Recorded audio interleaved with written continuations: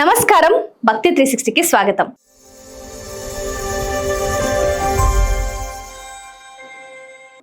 కలలో దేవుడు కనిపిస్తే దాని అర్థం ఏమిటి? స్వప్న శాస్త్రం ఏం చెప్తుంది? మనలో చాలా మందికి జీవితంలో ఒక్కసారైనా ఒక సందేహం వచ్చి ఉంటుంది. నిన్న రాత్రి నాకు దేవుడు కలలో కనిపించాడు, దాని అర్థం ఏమిటి? మరికొందరు శివుడు కనిపిస్తాడు, ఇంకొందరికి శ్రీ వెంకటేశ్వర స్వామి, మరికొందరికి అమ్మవారు, ఇంకొంతమందికి హనుమంతుడు. ఇలాంటి కళలు వచ్చినప్పుడు చాలా మంది ఆనందపడతారు, కొందరు భయపడతారు, మరికొందరు ఇది ఏదైనా సంకేతమా అని ఆలోచిస్తారు. ఈరోజు వీడియోలో హిందూ సాంప్రదాయంలో ప్రాచుర్యంలో ఉన్న స్వప్న శాస్త్రం ప్రకారం దేవుడు కళలో కనిపిస్తే ఎలా భావిస్తారు, అలాగే కళలను ఎలా అర్థం చేసుకోవాలో తెలుసుకుందాం. ఒక విషయం గుర్తుంచుకోండి, ఈ వీడియోలో చెప్పే విషయాలు సాంప్రదాయ విశ్వాసాలు ఆధారంగా చెప్పబడుతున్నాయి. వీటిని భవిష్యత్తు గురించి ఖచ్చితమైన జోస్యాలుగా భావించకండి. హిందూ సాంప్రదాయం ప్రకారం దేవుని స్మరణలో ఎక్కువ సమయం గడిపేవారికి, భక్తి భావంతో పూజలు చేసేవారికి, లేదా ఆధ్యాత్మిక విషయాల గురించి ఎక్కువగా ఆలోచించేవారికి దేవతల రూపాలు కళలో కనిపించవచ్చని కొందరు విశ్వసిస్తారు.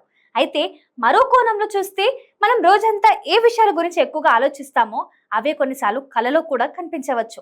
అందువల్ల ప్రతి కళను దైవ సంకేతంగా భావించడం సరైనది కాదు. సాంప్రదాయ విశ్వాసాల ప్రకారం శివుడు కళలో ప్రశాంతంగా కనిపిస్తే దాని ఆధ్యాత్మిక శుభ సూచనంగా భావించేవారు ఉన్నారు. కొంతమంది దీన్ని మనసులోని భయం తగ్గడం, ఆధ్యాత్మికంగా ముందుకు సాగాలని గుర్తు చేసే సంకేతంగా భావిస్తారు. ఇది భవిష్యత్తులో తప్పకుండా ఏదో జరుగుతుందని నిర్ధారించే విషయం కాదు. విష్ణుమూర్తి లేదా వెంకటేశ్వర స్వామి కళలో కనిపిస్తే సాంప్రదాయం ప్రకారం దాన్ని దైవ కృపగా ప్రతీకగా కొందరు భావిస్తారు. అలాగే ధర్మ మార్గంలో నడవాలని, ఓర్పు మరియు విశ్వాసంతో జీవించాలని గుర్తు చేసే ఆధ్యాత్మిక సందేశంగా కూడా కొందరు వివరిస్తారు. దుర్గాదేవి, లక్ష్మీదేవి, సరస్వతీదేవి లేదా ఇతర అమ్మవారి రూపాలు కూడా కళ్ళలో కనిపిస్తే వాటిని వివిధ సాంప్రదాయాలు భిన్నంగా అర్థం చేసుకుంటాయి. లక్ష్మీదేవి కళ్ళలో కనిపిస్తే ఐశ్వర్యానికి ప్రతీకగా, సరస్వతీదేవి కనిపిస్తే జ్ఞానానికి ప్రతీకగా, దుర్గాదేవి కనిపిస్తే ధైర్యం, శక్తికి ప్రతీకంగా కొంతమంది భావిస్తారు. ఇవి మతపరమైన విశ్వాసాలే. హనుమంతుడి బలం, భక్తి, ధైర్యానికి ప్రతీకగా భావిస్తారు. అందువల్ల హనుమంతుడు కళలో కనిపిస్తే భయాన్ని జయించి ధైర్యంగా ముందుకు సాగాలని సూచనగా కొందరు విశ్వసిస్తారు. ఆలయం, దీపం, గంటలు, పూజ వంటి దృశ్యాలు కళలో కనిపిస్తే వాటిని చాలా మంది ఆధ్యాత్మిక చైతన్యానికి సూచనగా భావిస్తారు.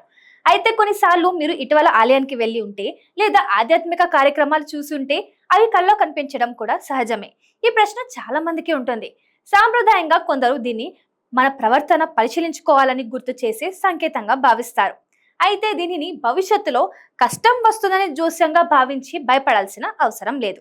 దైవస్మరణ, మంచి పనులు, ప్రశాంతమైన మనసు ఇవే ముఖ్యమైనవి. మీకు దేవుడు కళలో కనిపిస్తే ముందుగా భయపడకండి. ఉదయం ప్రశాంతంగా దేవుణ్ణి ప్రార్థించండి. మీకు ఇష్టమైన మంత్రాన్ని జపించండి. మంచి ఆలోచనలతో రోజును ప్రారంభించండి.